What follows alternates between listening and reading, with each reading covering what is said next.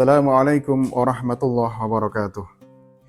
Alhamdulillah wassalatu wassalamu ala Rasulillah Sayyidina wa maulana Muhammad ibn Abdillah wa ala alihi wa sahbihi wa mawalah wa la hawla wa la quwata illa billah, amma ba'd. Sahabat mata air yang saya hormati, negara kita itu adalah negara yang penuh dengan keanekaragaman.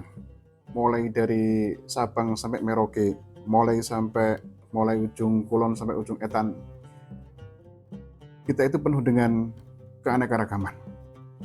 Bukan hanya sara, bukan hanya berbeda suku, bukan hanya berbeda agama, bukan hanya berbeda ras dan antar golongan, tapi yang namanya contoh misalnya seperti pakaian itu juga berbeda.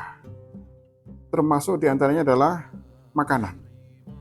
Itu juga berbeda. Masing-masing daerah memiliki kekhasan tersendiri. Jangankan di dunia, di Indonesia pun berbeda.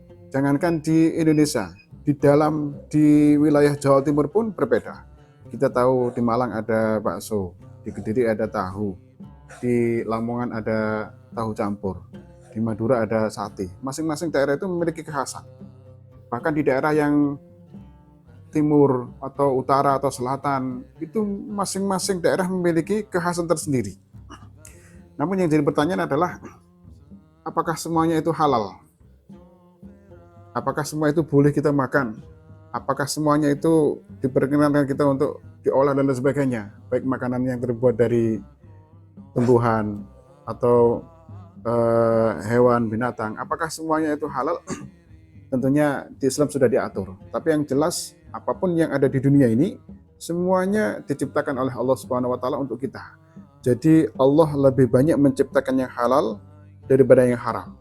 Lebih banyak halalnya daripada yang haram, sehingga sesungguhnya semuanya halal sampai kemudian ada qarinah, ada tanda-tanda, ada sesuatu, ada dalil, ada bukti yang menunjukkan keharamannya, sehingga kita tidak perlu mengenal mana yang halal, mana yang halal enggak. Cukup kita mengetahui yang haram, ciri-ciri yang haram, maka itu akan sudah terlihat. Berarti selain yang ada ciri-ciri itu semuanya adalah halal. Sahabat matahari yang saya hormati, banyak sekali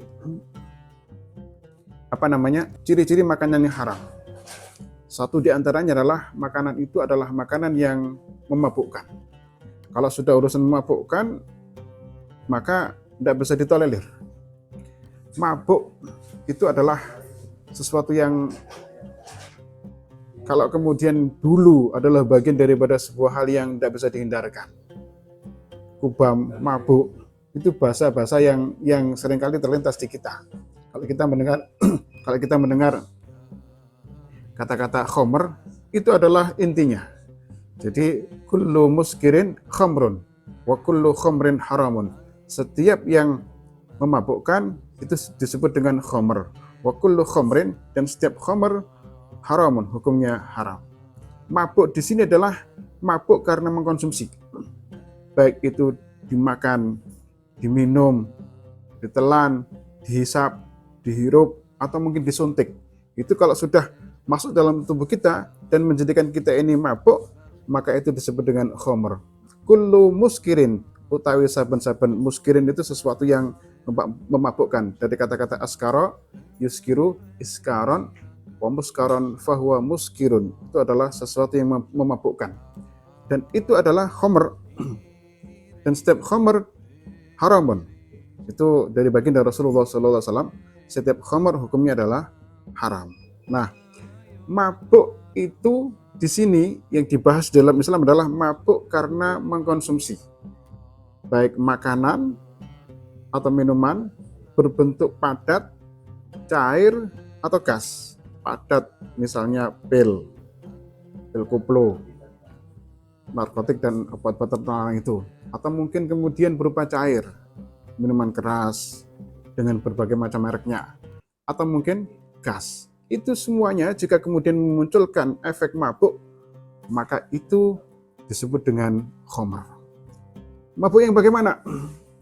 Ya tadi itu, bukan mabuk-mabuk kalau kita kemudian naik mobil, tidak pernah naik mobil yang misalnya ada AC-nya dan sebagainya, kemudian masuk mobil yang ada AC-nya, ternyata kemudian berefek kepada